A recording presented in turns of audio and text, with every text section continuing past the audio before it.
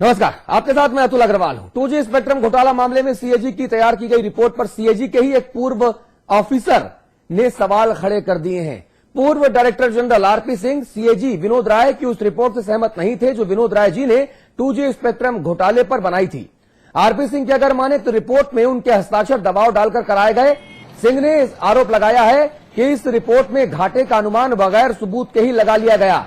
RP Singh के मुताबिक 2G spectrum घोटाले में सिर्फ 2,645 करोड़ रुपए का घाटा फौरी तौर पर हुआ नजर आ रहा था, लेकिन सीएजी विनोद राय के द्वारा तैयार की गई रिपोर्ट के मुताबिक इस घाटे को 1,76,000 करोड़ रुपए का बता दिया गया। सीएजी की रिपोर्ट पर सवाल उठाने के साथ ही साथ आरपी सिंह ने पीएसी के तत्कालीन अध्यक्ष मुरली मनोहर जोशी पर भी गंभीर सवाल खड़े किए हैं। सिंह ने कहा है कि इस रिपोर्ट को बनाने से पहले सीएजी के अफसरों ने मुरली मनोहर जोशी के साथ मुलाकात की। सिंह ने जोशी पर इस रिपोर्ट को प्रभावित करने का आरोप लगाया। वहीं मुरली मनोहर जोशी ने आरोपों से साफ तौर पे इनकार किया है। जो है इन गाइडलाइंस का बहुत जरूरी है अगर आप परफॉर्मेंस ऑडिट करना चाहते हैं। इस केस में ये चीज नहीं हुई है। इसकी गाइडलाइन जो हमने बना के भेजी थी, उनका जो डिप्टी सीएजी उस वक्त के थे रिपोर्ट सेंटर के, उन्होंने गाइडलाइन का अप्रूवल मुझे नहीं दिया। वो अपनी रिपोर्ट फाइनल कर रहे थे, जो अपना परीक्षण कर रहे थे वो अपनी रिपोर्ट फाइनल कर रहे थे। उस सिलसिले में वो बुलाते थे, कई बार हम जाते थे। सीएजी साहब ने खुद कहा है कि ये जो 1,76,000 करोड़ का लॉस है ये डिबेटेबल है, ये क्वेश्चनेबल है, इस पर बहस हो सकती है, बेस्ड है नॉर्म्स के ऊपर, प्रिजम्पशंस के ऊपर। So it's not actual loss, it's not final loss figure. वो अधिकारी हैं कि जिन्होंने 2G स्पेक्ट्रम के मामले में सीएजी की रिपोर्ट का खुलासा पीएसी के समक्ष स्वयं किया था। उन्होंने ये बताया था कि ये इतना नुकसान है और इस प्रकार से ऑडिट किया गया, और उस वक्त उन्होंने ये संकेत नहीं दिया था कि ये रिपोर्ट उनसे दबाव में लिखाई गई। और ये कहना कि रिपोर्ट किसी के दबाव में लिखी गई है, ये तो नामुमकिन है। वो तो खुद रिपोर्ट लिखने वाले थे। अगर वो कह रहे हैं कि उनको सीएजी ने कुछ कहा था तो कह सकते हैं, डॉक्यूमेंट्स दिखा सकते हैं। साजिश चल रही है सीएजी पीएसी वगैरह को बदनाम करने की।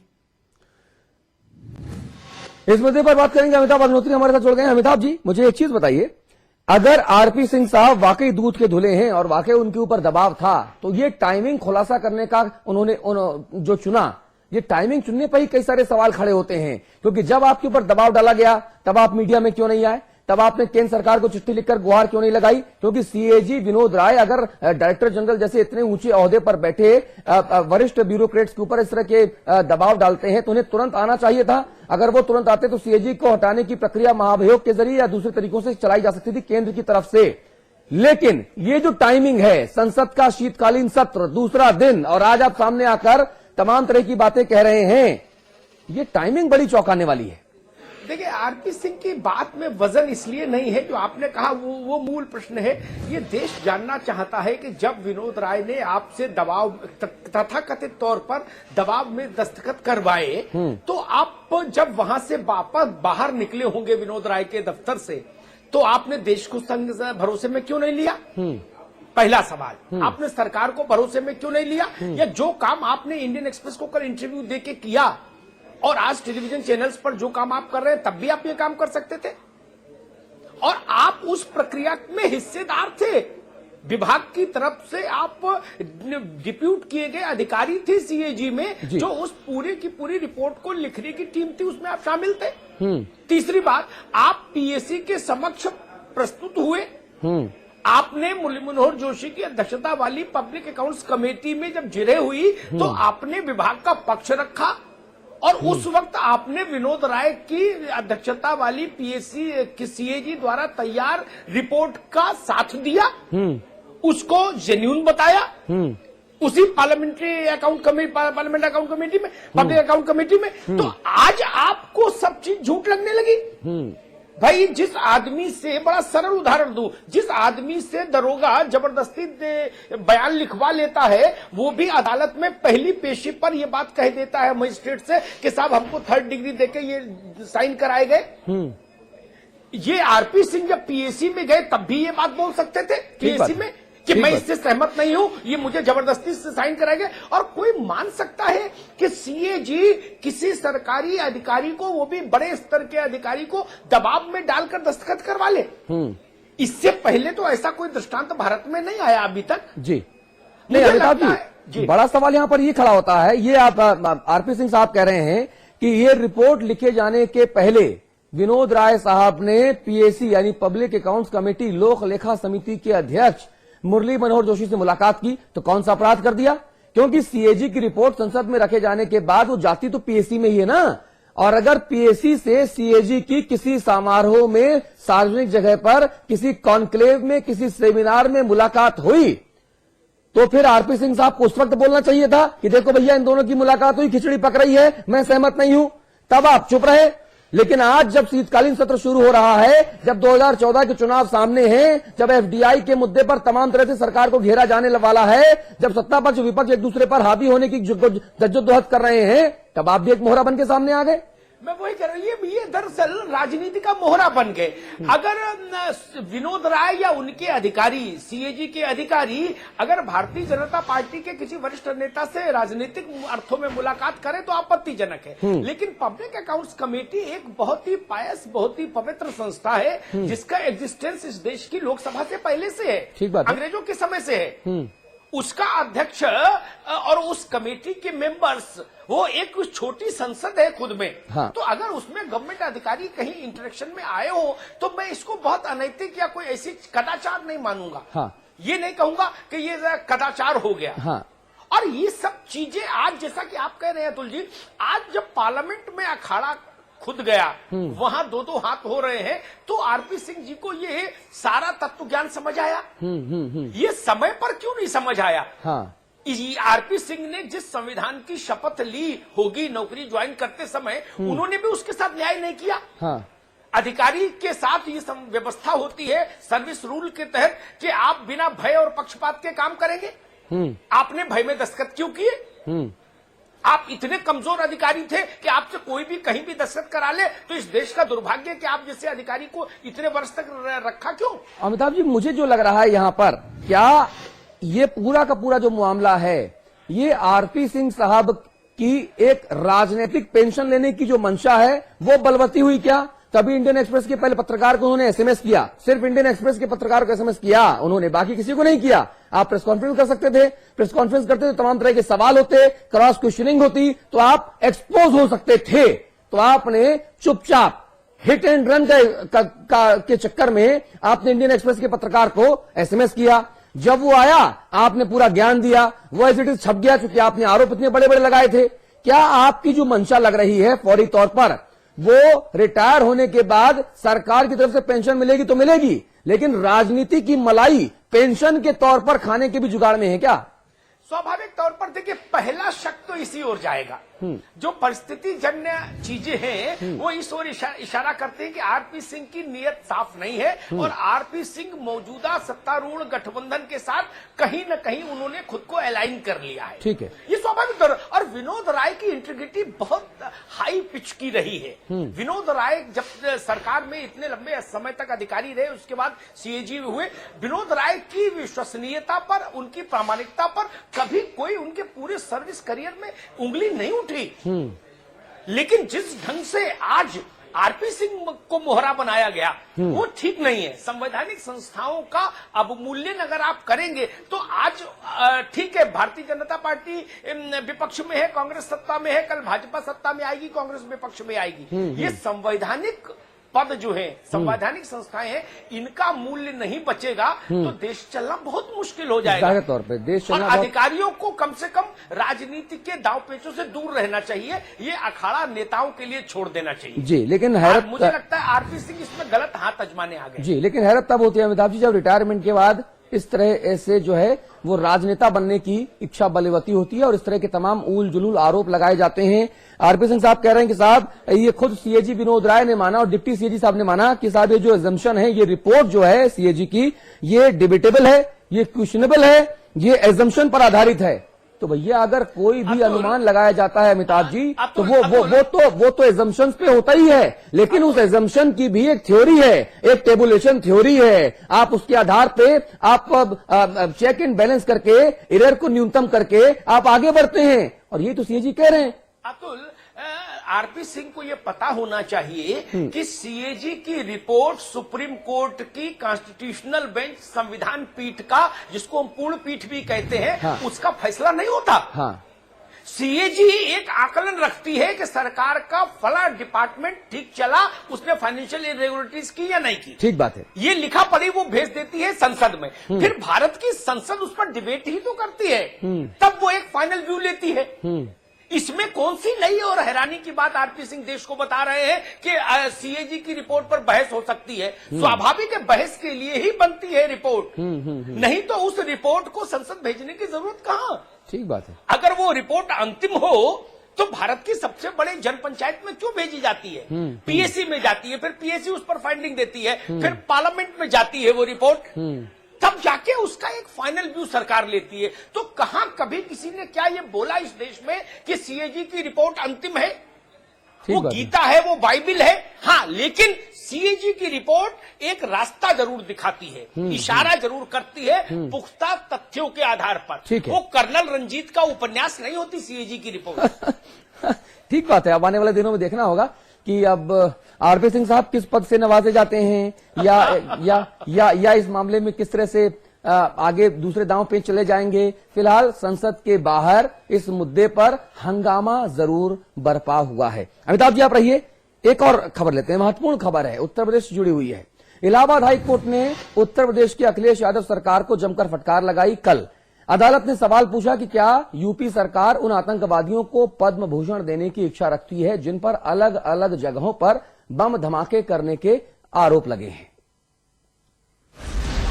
यूपी सरकार को कोर्ट की फटकार, आतंकियों को पद्म भूषण देने का है इरादा?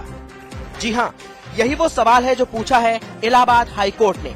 कोर्ट की नाराजगी आतंकी घटनाओं में शामिल लोगों पर से मुकदमा वापस लेने को लेकर है। दरअसल उत्तर प्रदेश की अखिलेश सरकार इन दिनों मुकदमे वापस लेने की प्रक्रिया में जुटी है। पहले गोरखपुर समेत 3 जिलों की कचहरियों में हुए ब्लास्ट के आरोपियों पर से केस वापस लेने की प्रक्रिया शुरू की गई। उसके बाद वाराणसी के संकट मोचन मंदिर पर हुए धमाकों के दोनों आरोपियों पर से मुकदमे वापस लेने की प्रक्रिया को अंजाम दिया जा रहा है। दोनों ही मामलों में इन पर देश के खिलाफ जंग छेड़ने जैसा संगीन आरोप है। तो जाहिर है मुकदमा राज्य बनाम आरोपी आतंकी था। अब जब वादी यानी राज्य ही मुकदमा वापस ले लेगा तो मामला सिरे से खत्म हो जाएगा। लेकिन इसका मतलब ये तो नहीं कि धमाके हुए ही नहीं, जाने गई ही नहीं। अगर धमाके हुए तो निश्चित रूप से उन्हें किसी ने अंजाम भी दिया होगा। और जब आरोपियों पर कानूनी प्रक्रिया चल रही है तो अचानक आरोपियों पर से मुकदमे वापस लेने का ख्याल कुछ अटपटा लगता है। और खासकर तब जब सरकार की ओर से साफ साफ अल्फाजों में वर्ग विशेष का जिक्र होता है। बात सचमुच अटपटी है। लिहाजा कोर्ट ने फटकार लगा दी। कोर्ट ने पूछा कि यूपी सरकार आतंकी घटनाओं में शामिल लोगों को पद्म भूषण देने की प्लानिंग कर रही है या फिर क्या राज्य की मुराद आतंकवाद को बढ़ावा देने की है। वहीं भारतीय जनता पार्टी और बीएसपी ने सरकार के इस फैसले की निंदा करते हुए इसे बेहद खतरनाक खेल करार दिया। समझती हूँ कि अब तो माननीय हाई कोर्ट इसमें दखल दे रहा है और मुझे पूरी उम्मीद है अदालत के ऊपर कि अदालत समाजवादी पार्टी की सरकार को तो खास तौर से आतंकवादियों को छोड़ने के मामले में वो उनकी मनमानी को नहीं चलने देगी। मुझे पूरा भरोसा है।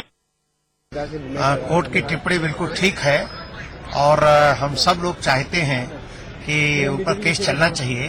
किसी भी कीमत पर वो आरोपी मुक्त नहीं होना चाहिए क्योंकि उन्होंने वाराणसी में, फैजाबाद में, लखनऊ की अदालतों में विस्फोट किया है। सीरियल बम विस्फोट के वो आरोपी हैं, इसलिए किसी भी कीमत पर उनको छोड़ा नहीं जाना चाहिए।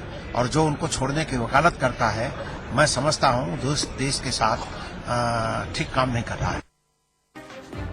आपको बता दें कि राज्य सरकार ने आतंकी हमलों में शामिल आरोपियों पर केस वापस लेने के लिए संबंधित जिला अधिकारियों से रिपोर्ट मांगी है। इसके खिलाफ हाई कोर्ट में याचिका दाखिल की गई थी। इसी याचिका सुनवाई के दौरान कोर्ट ने ये सवाल यूपी सरकार से किए हैं। अब देखना है कि सरकार इन सवालों का क्या जवाब देती है। राहुल तिवारी, लखनऊ, समाचार प्लस।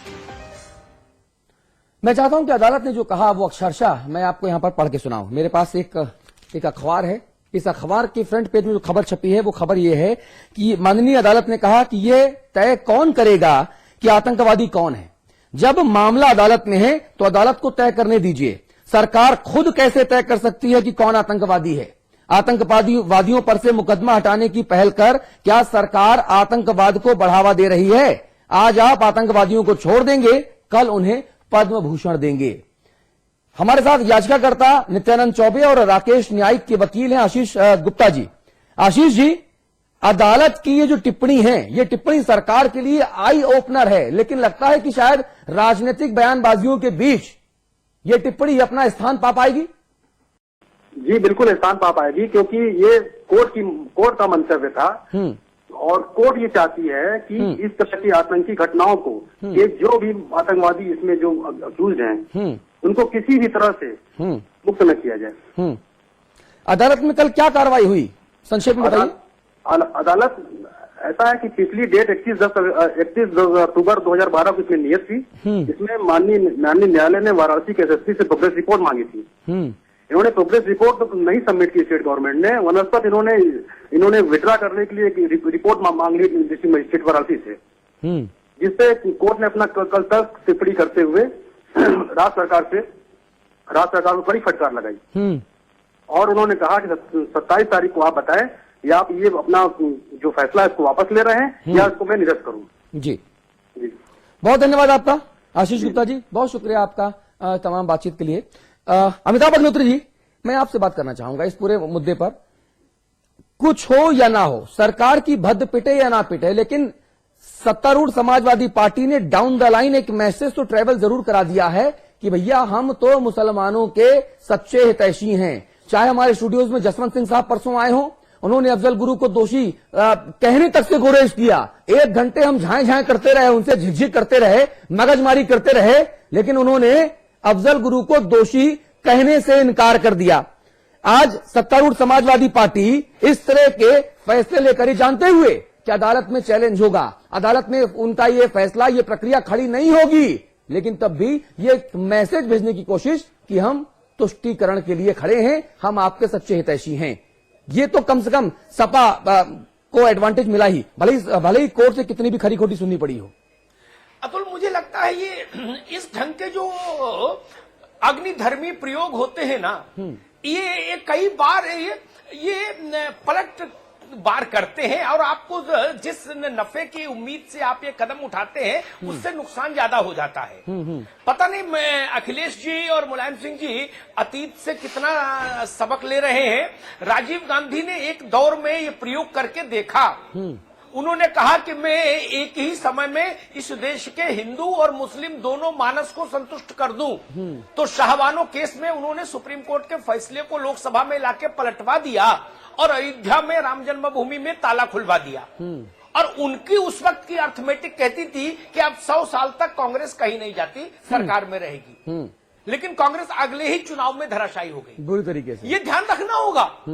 अगर इतना सरल अंक गणित होता राजनीति का, तो हर सरकार, हर मुखिया ऐसा कोई ना कोई फैसला करके आजीवन अपनी कुर्सी रिजर्व कर लेता। ये बहुसंख्यक समाज में प्रतिक्रिया पैदा करेगा इस ढंग का कोई भी कदम जी। और जब बहुसंख्यक समाज की लामबंदी होगी तो मुलायम सिंह जी ने उस लामबंदी को देखा है। जब 60 सीट भाजपा जीत कर आई थी 80 में से लोकसभा की 60 इसी उत्तर प्रदेश से। नहीं तो पैंतरा तो खेला जा रहा है ना, तभी तो नहीं अमिताभ जी, तभी तो बहुसंख्यकों को ब्राह्मणों के जरिए लुभाने की कोशिश की जा रही है। क्या ये मुलायम सिंह जी और अखिलेश जी वही राजीव गांधी वाली गलती दोहरा रहे हैं क्या? एक तरफ आप आतंकवादियों के मुकदमे वापस लो, दूसरी तरफ आप मायावती का सोशल इंजीनियरिंग का फॉर्मूला चुरा लो और ये कोशिश करो कि साहब मंदिर मस्जिद दोनों मेरे पास, 100 साल के लिए हो गया मेरा राज फुर्सत। देखिए, इसीलिए मैं कहता हूं इमिटेशन का प्रोडक्ट कभी भी ओरिजिनल प्रोडक्ट को बाजार से बाहर नहीं कर पाता। ठीक बात है। आप फार्मूले चुरा के आगे नहीं बढ़ेंगे। लोहिया ने नया फार्मूला बनाया, इसलिए गैर कांग्रेसवाद को वो पनपा पाए। जयप्रकाश ने नया फार्मूला बनाया, इसलिए इंदिरा जी अपदस्थ हुई। ये पिटे पिटाए फार्मूले नहीं चलेंगे। और सबसे बड़ी बात, फार्मूलों को अगर हम थोड़ी देर के लिए परे रखें तो किसी भी सरकार के लिए ये अदालत की कितनी कड़ी टिप्पणी है कि आप आतंकियों को पद्म भूषण देना चाहते हैं, ये भी बड़ा सवाल है। मेरी दृष्टि में कसाब और अफजल गुरु और संकट मोचन और सीआरपीएफ के रामपुर पर हमला करने वाले बराबर हैं। मैं इस बात से आतंकियों में भेद नहीं कर सकता कि वहां 40 मारे गए और वहां 169 मारे गए, इसलिए 169 वाला बड़ा 40 वाला छोटा, ये नहीं जी। लक्ष्मीकांत बच गए ये उनका भाग्य था जी, लेकिन ये सारे के सारे लोग देशद्रोही है, इनका अपराध देश के प्रति अपराध है। ठीक बात कम है। से कम इसमें राजनीति नहीं होनी इसमें राजनीति नहीं होनी चाहिए। लक्ष्मीकांत वाजपेयी जी हमारे साथ जुड़ गए हैं। आप भारतीय जनता पार्टी के यूपी अध्यक्ष हैं। वाजपेयी जी, राजनीति से ऊपर उठकर विद्वान न्यायाधीश जन आर.के. अग्रवाल साहब, जस्टिस R.S.R. मौर्य साहब का ये जो बहुत बेहद कड़ा रुख, ये क्या इशारा करता है? क्या आप डाउन द लाइन ये मैसेज देना चाहते हो कि आप एक मजहब विशेष के कितने खैर ख्वाह बनते हो? तो ऐसे तो समाज बढ़ जाएगा। न्यायालय द्वारा की गई टिप्पणी अपने आप में मुलायम सिंह जी और उनकी समाजवादी पार्टी के लिए सीख है और चेतावनी भी है कि केवल जी देशद्रोही, देशभक्त और देशद्रोही का अंतर न समझ में आए, ये एहसास कराने की कोशिश न्यायपालिका ने की है। वाजपेयी जी ने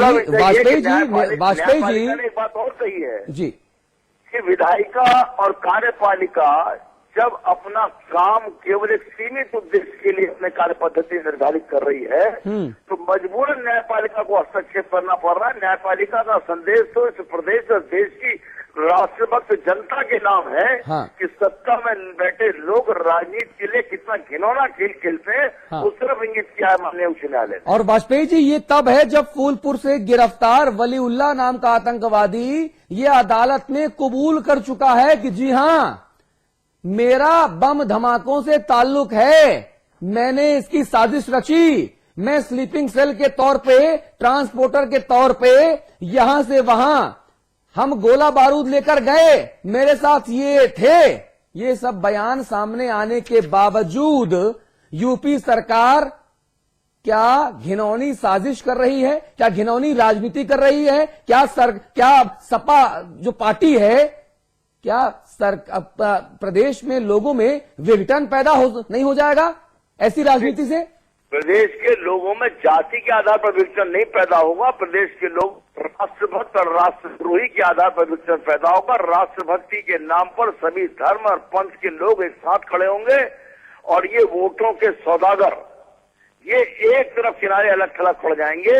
और पूर्व का अनुभव यही है कि अयोध्या आंदोलन के बाद ये जो लोग सोचते हैं कि बहुसंख्यक वर्ग के साथ चाहे जो खिलवाड़ कर लो वो नहीं बोलेगा, वो परिस्थिति नहीं है। मैं तो इसे बहुसंख्यक वर्ग नहीं, इसे भारत माता से जुड़ा हुआ इश्यू मानता हूँ। ठीक बात है। और अगर मुलायम सिंह जी को इतना प्रेम उपज गया है कि मुस्लिम प्रेम के साथ साथ अब उनको पाकिस्तानी मुसलमान और हिंदुस्तानी मुसलमान का भेद नहीं रह गया, पाकिस्तान में बैठ के साजिश रची जाए, हिंदुस्तान के हाई कोर्ट में बम विस्फोट हो, हिंदुस्तान के संकट मोचन मंदिर में बम विस्फोट हो, रामलला के मंदिर में फैजाबाद में बम विस्फोट हो, इस पर अगर अंतर मुलायम सिंह जी का नहीं रह गया तो फिर महाभारत होगा। और महाभारत में समाजवादी पार्टी और उसके मुखिया माननीय मुलायम सिंह जी धृतराष्ट्र की भूमिका से अतिरिक्त कुछ साबित होने वाले नहीं है। चलिए, बहुत धन्यवाद आपका लक्ष्मीकांत वाजपेयी जी, समाचार प्लस से एक्सक्लूसिव बातचीत करने के लिए। अमिताभ अग्निहोत्री जी, यहां पर एक सवाल ये पैदा हो रहा है कि आप डाउन द लाइन मैसेज तो ट्रेवल कर रहे हो, आपने जो आपका टारगेट कस्टमर है, जो एंटिसिपेटेड कस्टमर है, आपने वहां तक तो प्रोडक्ट अपना पहुंचा दिया कि देखो भैया हम आपके लिए ये कर सकते हैं, चाहे 18% आरक्षण देने का झुंझुना बजाने की बात हो, चाहे ये कहने की बात हो, चाहे जसवंत सिंह के द्वारा अफजल गुरु को दोषी अपने मुंह से ना कहने की बात हो। ये तब है जब वलीउल्लाह और शमीम, जो दो खूंखार आतंकवादी हैं, ये दोनों ये कबूल कर चुके हैं कि जी हां, बम धमाकों में उनका हाथ था। सरकार की छवि आम लोगों के बीच में क्या बनती है अमिताभ जी? नहीं, या तो एक जो आपके सवाल का जो पहला हिस्सा है उसका उत्तर मैं थोड़ा अंकगणित से ही दे दूं। हाँ। जिस टारगेटेड ग्रुप को मुलायम सिंह जी देख रहे हैं, एड्रेस कर रहे हैं, वो ग्रुप उनके साथ अपनी पूरी क्षमता के साथ ऑलरेडी है। हाँ। वह समूह समाज का, वो समाज का वर्ग उनको जितनी सीटें जितवा सकता उतनी वो जीत चुके हैं already. MY factor, Uttar Pradesh में MY फैक्टर के सारे कोणों की जब मैं पड़ताल कर लेता हूं तो मैं इस नतीजे पर पहुंचता हूं कि लोकसभा में 30 सीट से ज्यादा नहीं आ सकती। हाँ। अगर 100% यादव और मुसलमान मिलके वोट करें समाजवादी पार्टी को तो भी। इसीलिए ब्राह्मणों को लुभाया जा रहा है। तब बड़ा सवाल उठता है कि बाकी लोग आपके खिलाफ अगर लामबंद हो गए तो आप राजनीतिक लड़ाई हार जाएंगे। वह स्थिति इस प्रदेश ने देखी है 90 के दौर में। भाई जब 80 में से 60 अकेले भाजपा जीतती थी तो सोचिए बसपा सपा कांग्रेस सब मिला के 20 में ये स्थिति इसी प्रदेश ने की। तो ये और एक अव्वल तो ये तरीका ठीक नहीं, इस ढंग से पार्टियों को सोचना नहीं चाहिए। ठीक बात है। मुस्लिमों की बेहतरी के लिए मुलायम सिंह जी काम करें, उनका स्वागत है। जो लोग शरीफे बेच रहे हैं, चूड़ी बेच रहे हैं, ठेल खोमचे लगा रहे हैं, उस वर्ग के लोग शिक्षा से दूर हैं, स्वास्थ्य से दूर हैं, उनकी मदद करिए। लेकिन अगर आप ये ढूंढ के ऐसे प्रतीक लाएंगे कि जो बम विस्फोट करे वो सरकार की कृपा का पात्र बन जाए तो इस क्रिया की तीखी प्रतिक्रिया होगी। आप मुसलमानों के लिए हॉस्टल बनवाएं, प्रतिक्रिया नहीं होगी। आप मुसलमानों को वजीफा दें, प्रतिक्रिया नहीं होगी।